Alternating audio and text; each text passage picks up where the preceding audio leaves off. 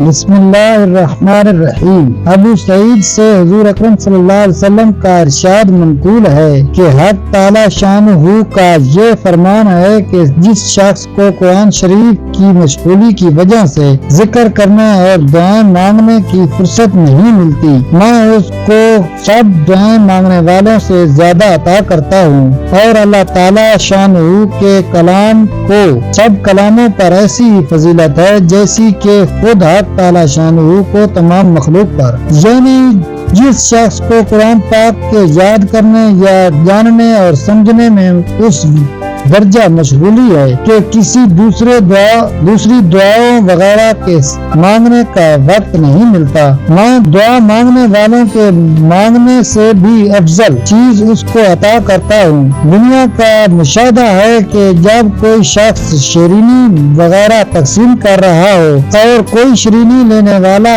اس کے ہی کام میں مشغول ہو اور اس کی وجہ سے نہ آ سکتا ہو تو یقیناً اس کا حصہ پہلے ہی نکال لیا جاتا ہے۔ ایک دوسری حدیث میں اسی موقع پر مذکور ہے کہ میں اس کو شکر گزار بندوں کے ثواب سے افضل ثواب عطا کروں گا۔ اگر آپ کو ہماری ویڈیو اچھی لگی ہے تو کائنڈلی سبسکرائب کریں، لائک کریں، شیئر کریں۔ ملتے ہیں نیکسٹ ویڈیو میں، تب تک کے لیے اللہ حافظ۔